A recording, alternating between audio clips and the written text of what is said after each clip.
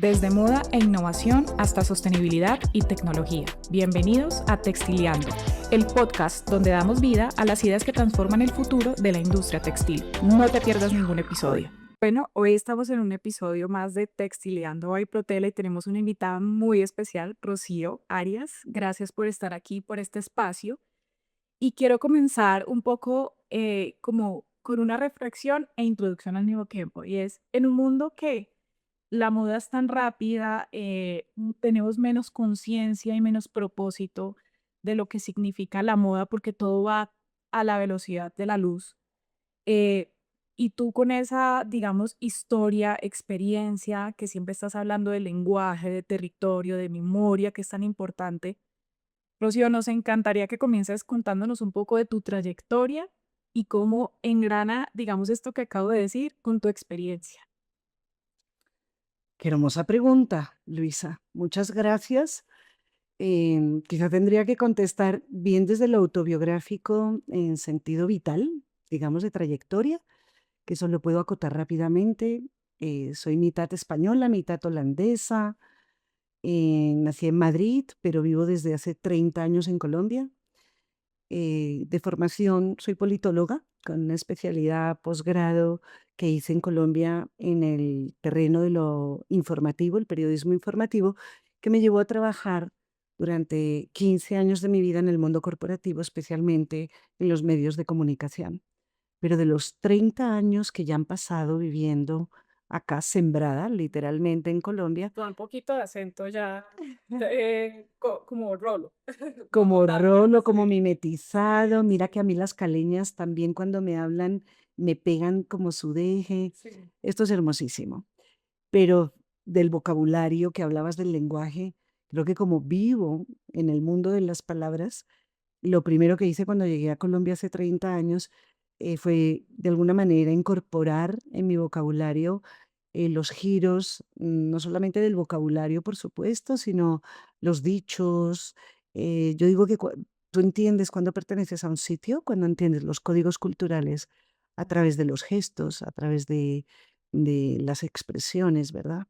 Y en ese sentido creo que sí me puedo sentir plenamente colombiana, aparte porque he tenido 2 hijos maravillosos acá adolescentes ya, hasta he sembrado un arbolito. Entonces, bueno, y he publicado revistas. Entonces, todos esos capítulos que dicen todo lo que tienes que hacer en la vida, no lo he hecho todo ni más faltaba, pero con respecto a cómo me siento en Colombia tan profundamente vinculada con el contexto, digamos, de esta noción española o holandesa, europea, si quieres, de formación original, pues viene siendo parte de este bagaje que me lleva a responderte la segunda parte de la pregunta que formulas desde ya no la autobiografía personal, sino la trayectoria profesional.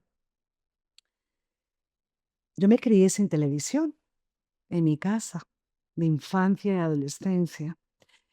Una paradoja, porque luego desemboqué, como digo, en el mundo corporativo de los grandes medios de comunicación y luego en el mundo de la empresa privada desde hace 15 años a través de mi compañía Silla Verde, que trabajo básicamente con dos materias primas, las palabras y las imágenes.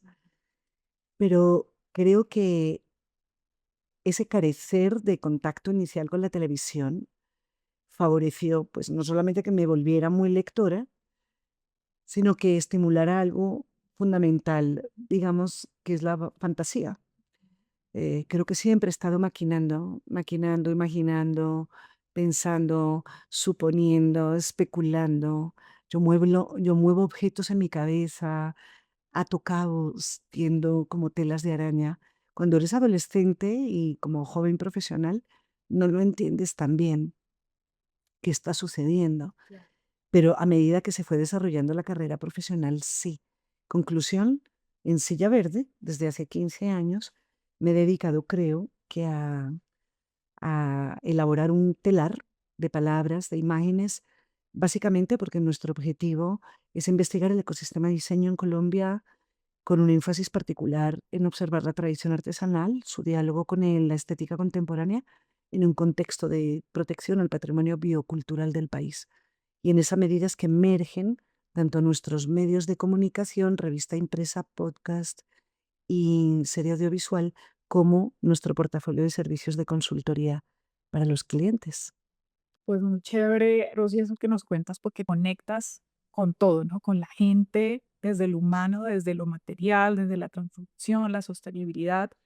Y esto te ha llevado de pronto a conocer una cantidad de personas y de ámbitos para explorar la moda en diferentes espacios. Y eso me parece muy chévere. Y ahí va mi siguiente pregunta y es, ¿qué significa para ti hablar de moda consciente en este momento tan decisivo de la industria?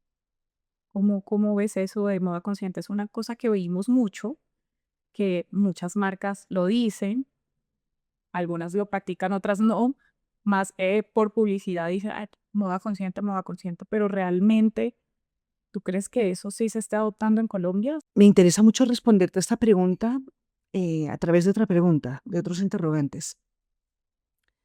Y es que cuando apelamos a la moda con conciencia, ¿cómo definimos la conciencia basada en qué? Es inherente, como decimos, a nosotros como personas, pero está basada en qué principios, dónde amarra, dónde nos trazamos las líneas rojas. Evidentemente en el discurso de la sostenibilidad, desde los años 90, pues se viene construyendo desde un marco teórico hasta unas prácticas que han impactado desde políticas públicas hasta, obviamente, manuales internos en todo el sector privado en distintas categorías de negocio. Pero la sostenibilidad, entonces, tiene un vocabulario también determinado como el ambiental, social, comercial. Hablar de moda con conciencia es como abrir una caja de Pandora. Se pueden escapar todas las cosas más extrañas y que no hemos visto hasta ahora, hasta cosas que nos asusten. Pero primero decir que es una redundancia. La moda asumida por las personas por hecho es, de por sí es consciente. Pero la conciencia basada en qué? Ahí viene el gran desafío. Lo vamos a anclar a qué tipo de valores, qué líneas rojas vamos a establecer, cómo planteamos el relacionamiento dentro de la cadena de valor, en el caso particular del sector moda, cómo nos vamos a manifestar, cómo interactuamos con los demás, cómo hablamos y consideramos el ambiente.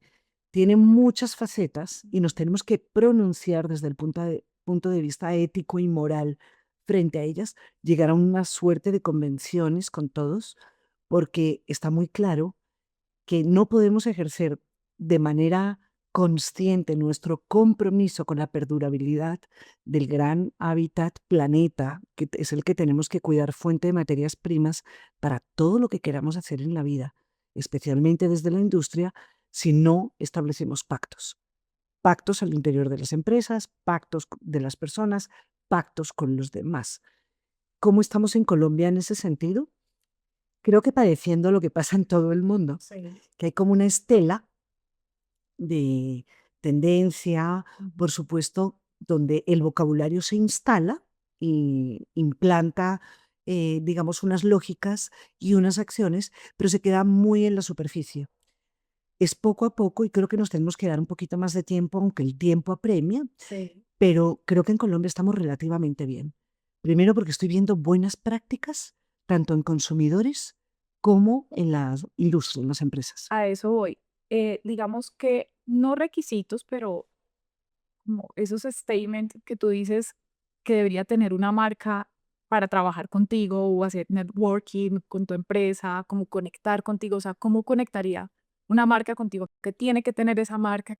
Me tocó, fíjate, un buen día sentarme a escribir un decálogo de 16 puntos, no importan los puntos, ¿verdad? Y no importa que sea decálogo, pero me tocó sentarme a enumerar justamente cuáles son mis criterios, de qué manera quiero relacionar desde Silla Verde, tanto la revista impresa La Malpensante Moda, el podcast Relatos a Fuego Lento, la serie audiovisual Mesa de Corte o los proyectos de asesoría y consultoría, con qué clientes y con qué marcas, cómo va a ser mi pacto del que hablábamos antes. Sí. Y entre esos bullets, digamos, entre esa enumeración, que va creciendo. Algunos me han parecido redundantes con el tiempo y los he ido quitando, pero básicamente yo hablo de varias cosas. Uno, origen Colombia. ¿Cuánto de las compañías está comprometido de verdad, verdad? No con mencionar el país y hacer patria a través de una bandera o una paleta de color o unos enunciados simpáticos o retóricos, sino, en verdad, ¿cuánto te la estás jugando por el país? ¿Cuánto empleo estás dando? ¿Qué estás generando? ¿Cuánto impacto real estás produciendo desde lo económico, pero también desde el sentido de la responsabilidad? Segundo asunto, cuando hablo de patrimonio biocultural, ¿cuántos valores tú y yo, por ejemplo, podemos compartir en relación con el cuidado de lo que nos corresponde para cuidar la biodiversidad, las riquezas, nuestras materias primas y la naturaleza que nos rodea? ¿Y cuánto compartimos en relación del cuidado con la tradición artesanal como esencia que articula no toda la cultura, pero sí una práctica fundamental que redunda en el sector de diseño de manera muy importante, a través de oficios, a través de técnicas de uso de materias primas? Tercer valor, que para las marcas, para las compañías con las que yo me relaciono, la idea de relatar tenga un valor específico. Porque una cosa es contar, ¿verdad? Bueno, lo dice muy bien Chul Han, el filósofo coreano, que lo expresa maravilloso en el asunto de, en esta sociedad del cansancio, todo el asunto de la narración, desde el puro marketing más duro, más drástico, queda subsumido al storytelling, que es una manera de contar de manera rápida a través principalmente del canal de las redes sociales. Y esa es una manera de transmitir una información. Pero mi consideración es distinta. ¿Qué marcas y compañías, personas están comprometidas con el relato? El relato sí implica un poco el ejercicio que tú estás haciendo tan bonito en Textileando. Cómo desde una compañía como Protela reflexionan sobre el espacio y la necesidad de contar en detalle. No es sumar data, Sí. es narrar historias que permitan entender, porque ahí es donde las personas reaccionamos, porque uno, conectamos emocionalmente, pero dos, empezamos a adquirir más valores y más insumos para aquella palabra que mencionabas anteriormente de la conciencia. Y eso, no sé si necesariamente, y que obligatoriamente produzca los resultados que deseamos en términos de responsabilidad y mejor hacer, mejores prácticas. Pero te aseguro que con conciencia y valores, las personas actuamos diferente. Súper importante eso que estás diciendo porque muchas marcas, digamos que Protela, está en ese camino de contar su historia, de hablar de sostenibilidad, contar lo que realmente hacemos y ponemos en práctica, porque no es como que nos lo inventamos o dicen por ahí, es una realidad desde nuestras plantas y cómo comunicamos toda esta información. ¿Qué consejo le das a esas marcas que hablen de sostenibilidad sin perder su identidad? Porque muchas veces ponen la palabra sostenibilidad para tener un título o para entrar de alguna manera A un nicho. a un nicho, pero no, pues como que se van perdiendo en el camino. ¿Cómo no perder esa identidad y poder contar buenos relatos, buenas historias? Te diría que lo primero es que hagan un ejercicio de transparencia.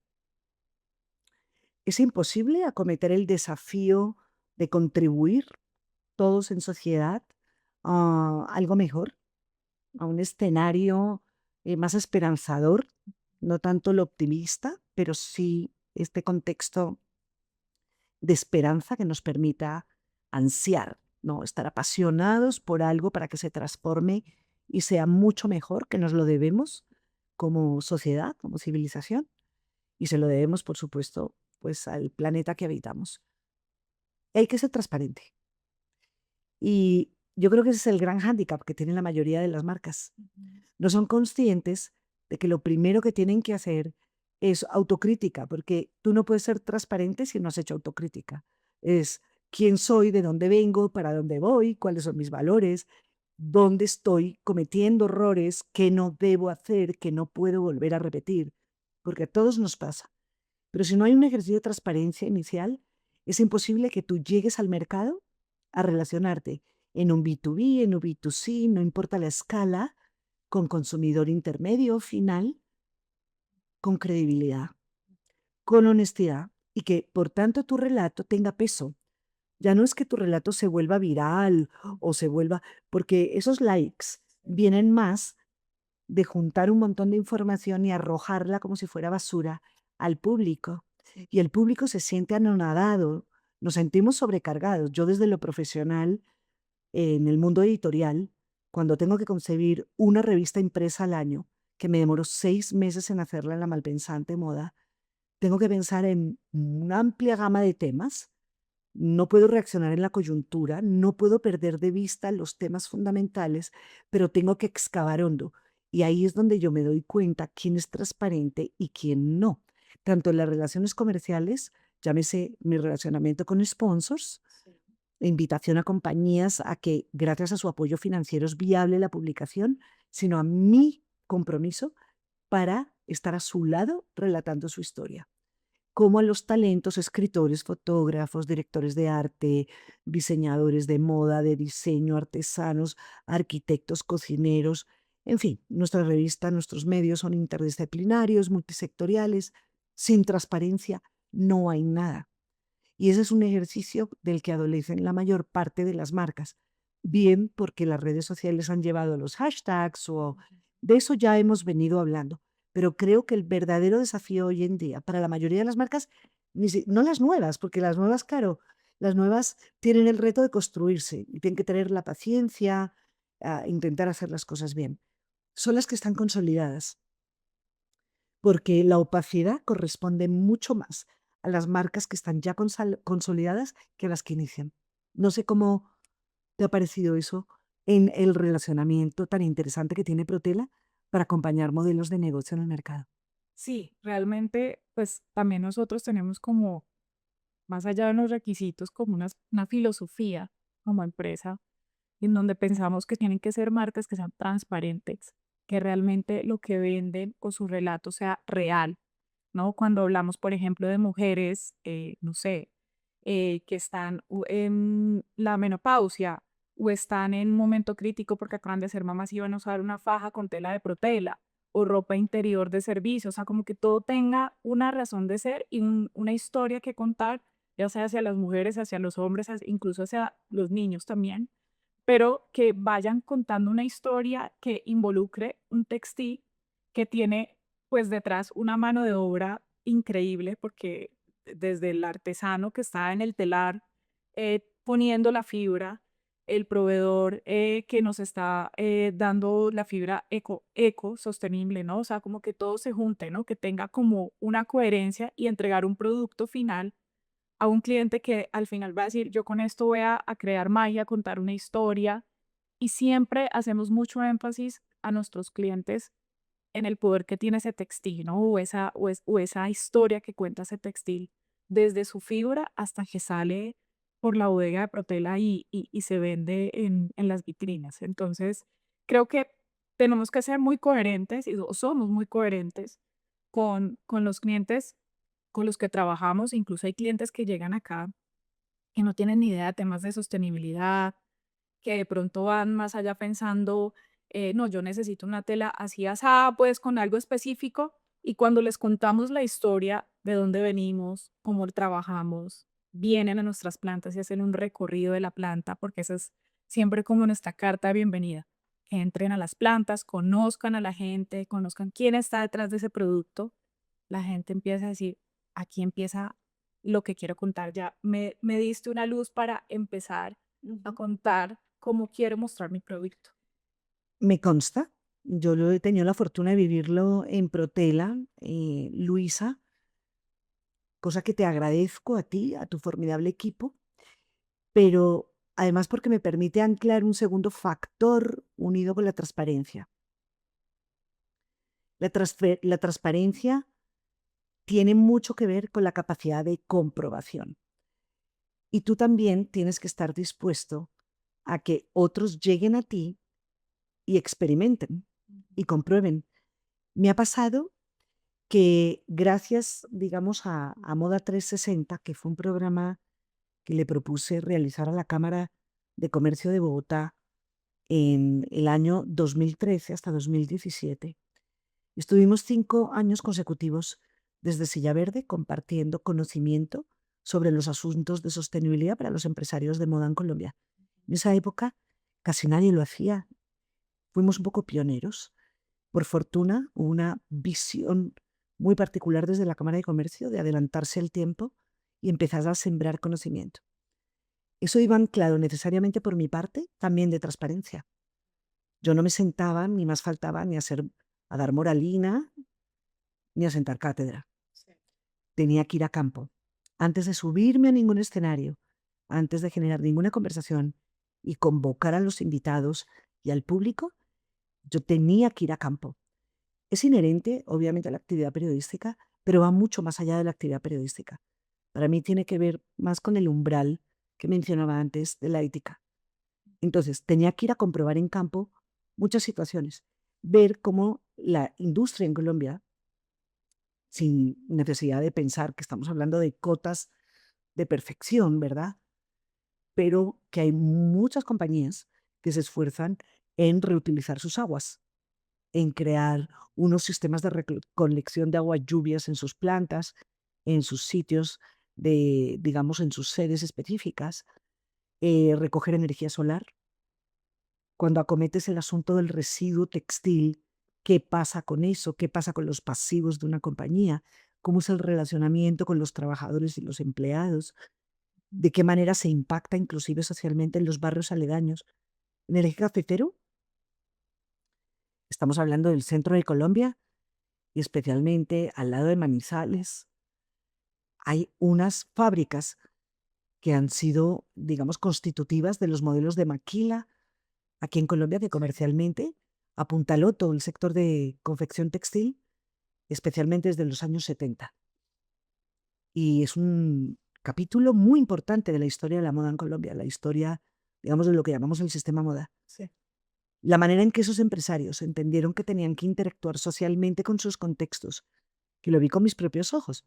Mujeres que estaban sentadas en las líneas de producción en fábricas enormes, sonaba el timbre, podían dejar el jean, la máquina, la confección, y su casa quedaba a 10 minutos caminando o en la moto más cerquita para que pudieran ir a almorzar y compartir con los hijos llegados del colegio, con las familias y retornar a la fábrica.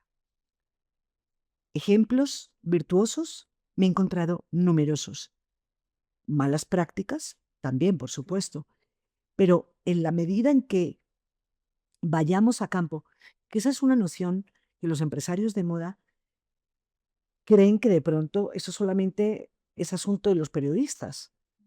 Y yo creo que dentro de las compañías, no importa el tamaño, deberían tener conciencia que para construir su verdadero relato tienen que destinar ojos, oídos, personas inteligentes que sean capaces de observar por fuera, de comprobar y de contrastar esa información con lo que está pasando dentro para tomar mejores decisiones. Pero la mayoría de las empresas es como en el mundo de la infancia. Y no lo minusvaloro, pero hago énfasis en lo siguiente. ¿Qué pasa cuando somos niños o niñas? Somos autocentrados. Vivimos alrededor de nuestro propio ombligo. Siempre llega la mamá o el papá. Hola, mi amor, ¿qué tal? ¿Cómo estás? ¿Qué tal tu día? Cuando el niño dice, hola, mamá, ¿cómo te ha ido? Le tienes que enseñar a hacer eso. Tomo eso como ejemplo porque creo que en el mundo empresarial sucede mucho que hay un nivel de, pues, narcisismo, están tan autocentrados en lo que están haciendo, subsumidos probablemente por la velocidad y vértigo de la industria, por sus propias necesidades, que se olvidan que para ser transparentes y para relatar con contundencia, tienen primero que salir, observar y comprobar. De acuerdo, así es. En ese sentido, ¿qué aprendizajes te ha dejado como la moda latinoamericana? O sea, que en todo esto que me cuentas y estas experiencias, ¿qué aprendizajes que tú digas, mira, yo veo unas diferencias muy grandes entre la moda latinoamericana y europea por esto y esto que nos puedas como especificar? Porque se ha hecho un trabajo espectacular, digamos, en Colombia y bueno, en otros países en términos de moda, digamos, en Colombia, por ejemplo, con los artesanos, con los indígenas incluso, o sea, aquí se ha hecho un trabajo muy interesante, además pues estamos en un país biodiverso, con tantas culturas, tanta artesanía tan interesante que pues ya el mundo conoce mucho. ¿Cuáles son esas observaciones que tú dices? Yo creo que en Latinoamérica o en Colombia se ha hecho este trabajo bien. ¿Por qué? Esta pregunta nos lleva a otro territorio hermoso que tiene que ver con algo físico, con la geografía específica de un país como Colombia. Sí, o sea, otro territorio, pero conecta también mucho con la gente, ¿no? Con las comunidades también, con esas comunidades de pronto olvidadas que no nadie había visto desde otro punto de vista, porque siempre estamos pensando en la alta costura y en el diseñador del momento o alguien que tenga más, no sé, publicidad, pero atraer a esas comunidades, atraer esas de todo tipo y moverlos digamos, en este ecosistema de la moda y anclarlo al tema sostenible también y responsabilidad social es muy interesante. Yo he sido muy afortunada, tengo que decirlo, porque he tenido la suerte de ser arte y parte de lo que ahora estamos viviendo 15 años después. Y menciono 15 años porque precisamente cuando fundé Silla Verde, salí del mundo corporativo, de grandes estructuras, magníficas compañías, muchas responsabilidades, y de repente me vi con un laptop por decisión personal y con un celular y un convencimiento que quería indagar sobre la relación entre la artesanía colombiana y el diseño contemporáneo, que era un tema que, digamos, en años anteriores, desde 2001 especialmente, una primera pasarela, la pasarela Colombia en Milán.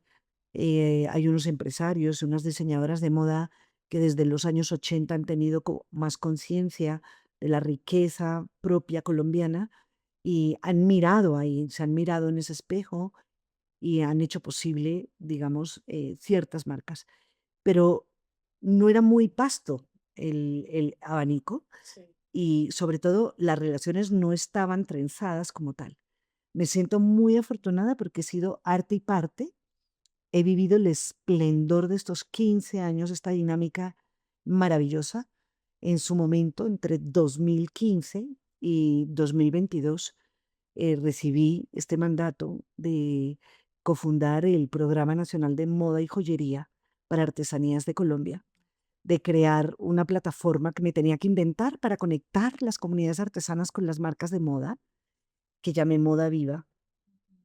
Y eso a la par que iban surgiendo proyectos de otra envergadura en otros ámbitos, tanto editoriales como empresariales y demás, y coincidiendo con lo que yo llamo la tercera generación del diseño en Colombia, jóvenes colombianos y colombianas formados en el exterior que volvieron al país y que se querían relacionar con su Colombia más allá de la Colombia que conocían de vacaciones o de sus lugares de origen, sino entender de verdad de qué tipo de país estaban hablando. Para mí los viajes fueron fundamentales.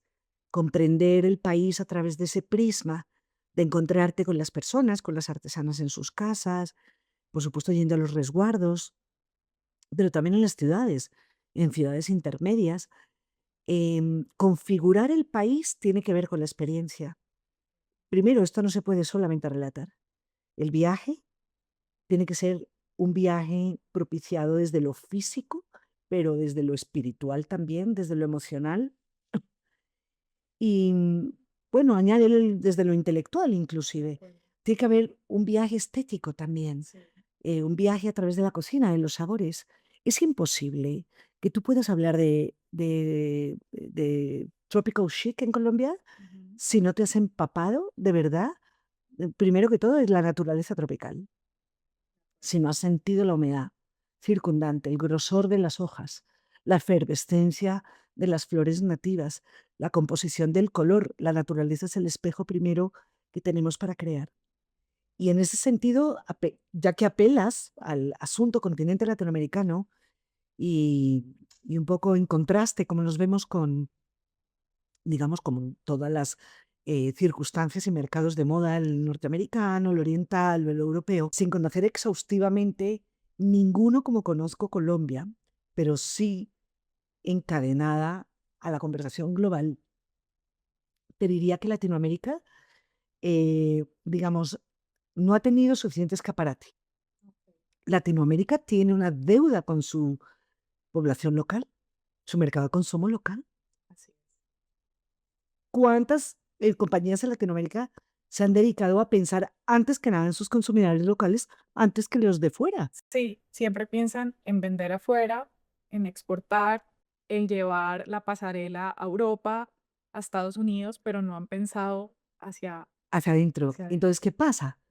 Que es imposible que hablemos de identidad Colombia o de... Sí, Inclusive, mira, apasionante esto.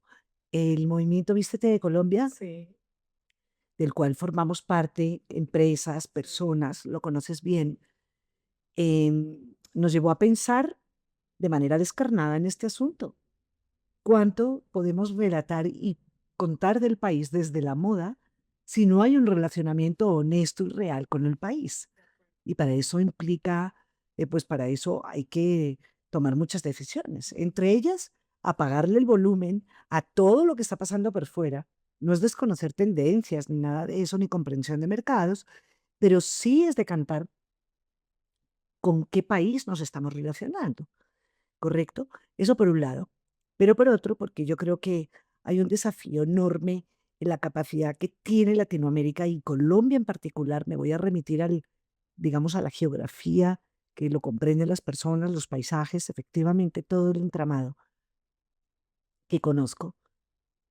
La capacidad de relato que tiene Colombia es inmenso, por varias razones, porque no ha sido suficientemente escuchada, porque tiene una riquísima historia desde, por supuesto, la Colombia prehispánica para acá, capítulos de la historia no comprendidos, no sabidos, no relatados, que toca volver sobre ellos. Un reconocimiento interpersonal entre todos los que habitamos este país.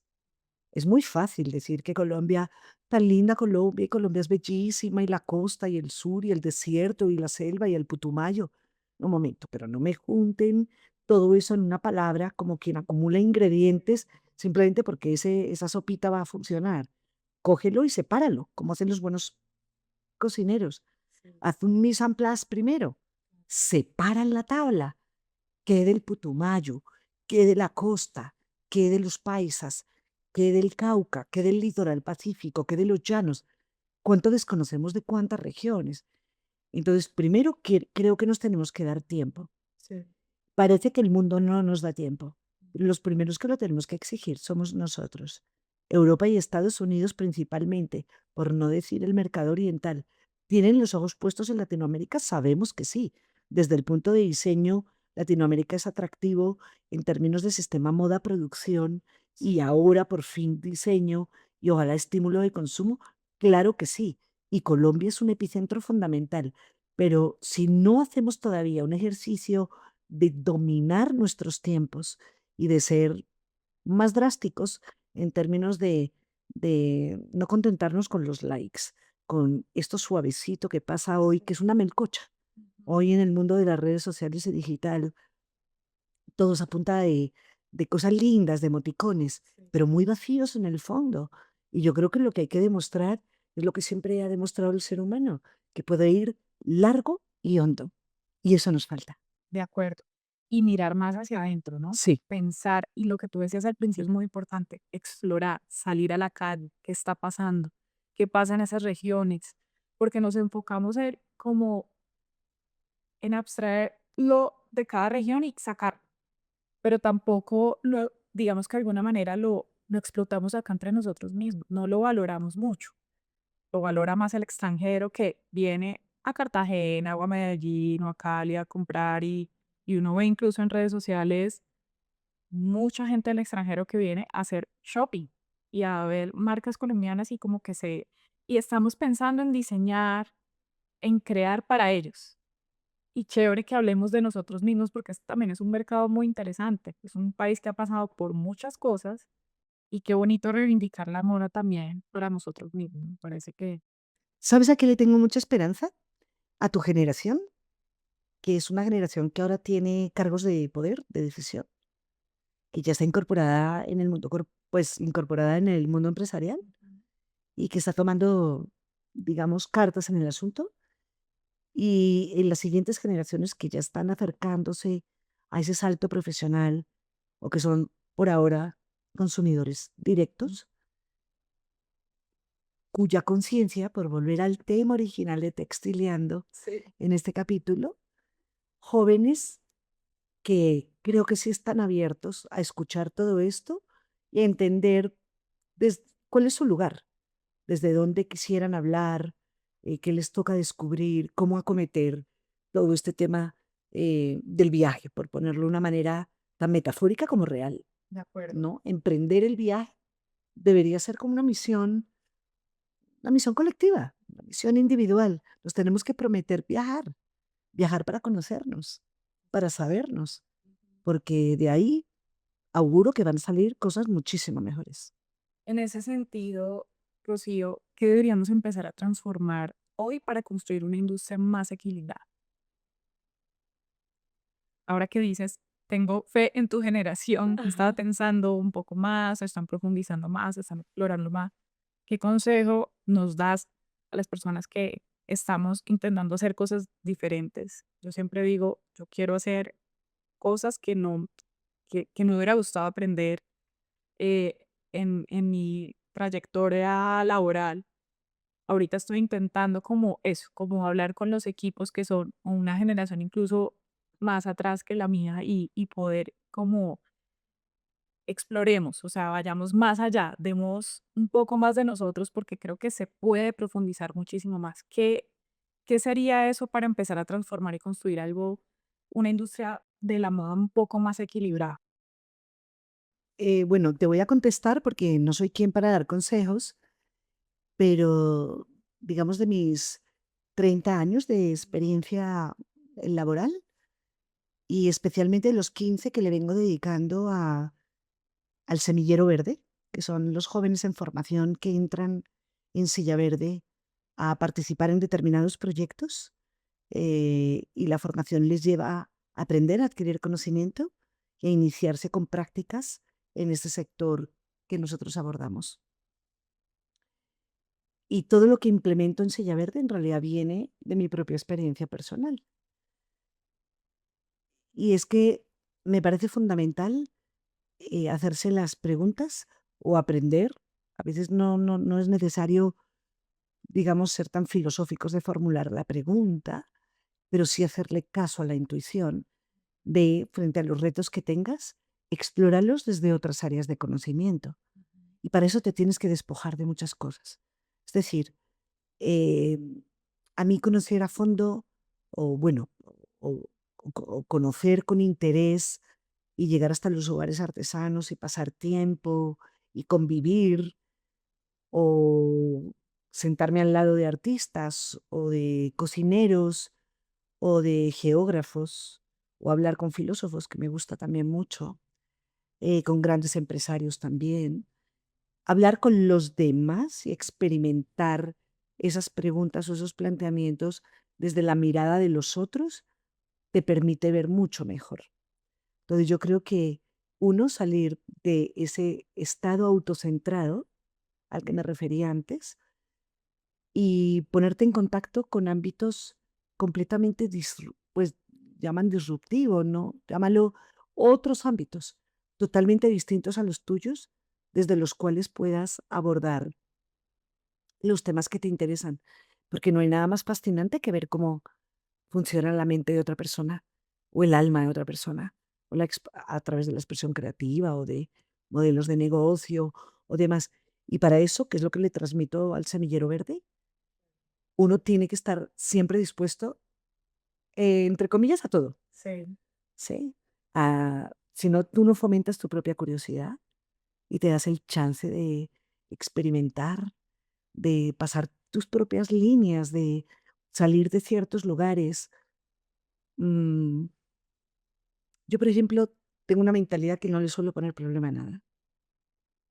Eso se lo debo un poco al ejercicio periodístico, porque cuando tú tienes que recorrer mucho campo, campo real, territorio, el tipo de transporte que te toca, si es un tuk-tuk o una lancha o una circunstancia un poco delicada o un hotel medio que no es ni hotel, pasa por una habitacioncita Un resguardo o indígena. un resguardo. No, pero mira, los resguardos son de los mejores lugares donde yo me he quedado en Colombia, porque en general son asombrosamente bien organizados. Claro, no estamos acostumbrados. No estamos acostumbrados y los suponemos simplemente, ¿cierto? Pero, por ejemplo, ir a una plaza de mercado, no como algo exótico, ni para poner que es que yo sí soy responsable porque voy con mi canasto de suncho y no gasto bolsas plásticas en una plaza de mercado. No, porque la verdad, mira, hablando con las señoras que traen papas de Boyacá, yo he aprendido tantas cosas de las papas y de la variedad y de la calidad de las pieles, de la calidad de la paleta de color, que eso en el momento más insospechado me ha servido para imaginar una paleta de color. Porque en Silla Verde vivimos trabajando conceptualmente siempre a través del color. Entonces, creo que es muy importante experimentar. Una cosa es el periodo de descanso, de vacaciones, para relajarse. No, experimentar como un reto profesional. Sí, chévere, chévere. Y eso que dices, a veces buscar en esos espacios donde no estamos acostumbrados, no en nuestra cotidianidad, creo que ahí nos permite ser más creativos. Se nos puede disparar la inspiración también, porque, pues, sobre todo los que vivimos en las ciudades estamos acostumbrados a que todo funciona, ¿no? Entre comillas. Y estamos como unos caballitos mirando solo para un lado y no vemos para los lados y vemos que hay otras culturas, de otras comunidades que podemos aprender. Y eso que mencionas de crear semilleros también me parece muy chévere. O sea, eso que estás haciendo con tu empresa, no muchas empresas lo hacen. Digamos que la generación anterior se rehúsa un poco como a soltar sí, ciertos mandatos, autoridades, pero crear esos semilleros también estás educando de alguna manera y le estás también dando herramientas a esas personas jóvenes que son creativas, pero no saben cómo enfocar su creatividad, para dónde van. Eso me parece muy importante y yo creo que eso también hace parte de la moda consciente. O sea, la moda consciente no solamente son las prendas que hacemos o los sillones que se fabrican o la decoración que vemos, es en todos los ámbitos, incluso en el ámbito de la educación. O sea, desde ese joven que se educa para un mundo laboral muy agresivo en muchos aspectos, pero hablando específicamente de la moda, que también lo es porque hay mucha competencia y hay de todo un poco, cómo crear conciencia desde ese semillero que tú estás contando ahí, que me parece muy interesante. ¿Cómo adquirir conciencia? Exacto, exacto. Y yo creo que ya, pues digamos, para cerrar un poco esta conversación y que nos quede como la reflexión, que la poda consciente no debería ser una tendencia, algo pasajero, sino una forma de entender la vida a nivel general. Yo le digo a mis dos hijos adolescentes una frase cortica desde que son chiquitos y que creo que la han ido madurando de una manera muy interesante. Y es, no somos ovejas del mismo rebaño. Entonces, tener criterio propio, entre ellos, no dejarte etiquetar, Ujú. no dejarte subyugar por una tendencia, por un letrero puntual, por un enunciado, forma parte de esa manifestación de criterio propio. Entonces, actuar con conciencia en el mundo de la moda como consumidor o como creativo o como parte de la cadena de valor es absolutamente relevante, pero tiene que estar guiado por criterio propio. De esa manera evitaríamos que se convierta en tendencia, porque la tendencia no se crea, digamos, el algoritmo es apenas una tecnología al servicio de crear la tendencia, pero el algoritmo no funciona solo. El algoritmo reacciona y actúa en la medida que es alimentado por datos, datos que provienen necesariamente de personas. Entonces, si nosotros no somos conscientes de nuestra propia individualidad en este mundo global, digitalizado, hiperconectado, vamos a creer que las tendencias es algo divino. Va a llegar el punto tan esquizofrénico y loco en esta manera caótica que tenemos de comprender el mundo contemporáneo, de que la tendencia viene caída del cielo, algo en el Olimpo de no sabemos dónde, se están produciendo las tendencias y como un mandato divino las tenemos que obedecer. Pues resulta que no. Las tendencias las podemos neutralizar, pero las tenemos que neutralizar desde el punto de vista individual primero que todo. Mira, y voy a terminar con esto. En 2020, cuando me empeñé en proponerle a la cabecera editorial El Malpensante, tan reputada en Colombia, y a su junta directiva de la Fundación Malpensante, hacer una alianza editorial con Silla Verde, para yo llegarle a sus miles de suscriptores y a sus puntos de venta en todo el país, con una edición anual, impresa, coleccionable, llamada La Malpensante Moda. Menos mal ellos me creyeron, pero el resto del mundo o del entorno me miraba con cierta extrañeza los más amigos y seguramente con cara de incredulidad los que la generalidad de la gente. Está loca, pero ¿cómo así? Ahora están cerrando todos los medios de comunicación, la crisis del papel está carísimo, la gente no lee, solo está en digital, le interesan las imágenes, los textos cortos. Y no, yo me empeñé en lo contrario. Es una publicación anual, como decía, nos demoramos bastantes meses haciéndola, componiéndola, pensándola, haciéndola realidad. Los textos son largos por vocación, los relatos audiovisuales esmerados, complejos, y todo está ligado a una noción que es un hashtag que me encanta, que se llama Print is not dead. Los impresos no están muertos. Sí. Yo practico esa doctrina porque me interesa el papel, porque me interesa la palabra. ¿Es caprichoso? Es caprichoso. Estoy de loca simplemente que no miro la realidad. No necesariamente. Yo leo mucha información de lo que pasa en los medios de comunicación en el mundo y en el tema de consumo de los mismos, pero al tiempo me he encontrado con grandes paradojas. Y lo que no he dejado de encontrarme es público, audiencia. Entonces, en la medida en que tú tienes una audiencia y un público que está apreciando, valorando y sobre todo recibiendo el tejido que estamos elaborando desde una publicación como esta, simplemente tiene sentido. Pero entonces también te tienes que empeñar en tu propia dirección. Para mí, eso es esencial en todo esto. Que haya una tendencia que está marcando que los impresos van a tener los días contados, ya se demostró que no. ¿Qué tipo de calidad de existencia va a tener el impreso papel? Eso dejémoselo a los especuladores. Yo no tengo una bola de cristal. Por ahora, en este planeta y en Colombia y en esta realidad nuestra, geográfica, sociopolítica, económica, ambiental, de todo tipo, mi compromiso tiene que ver con unos valores y con unos temas. Y me encuentro permanentemente gente que le interesa.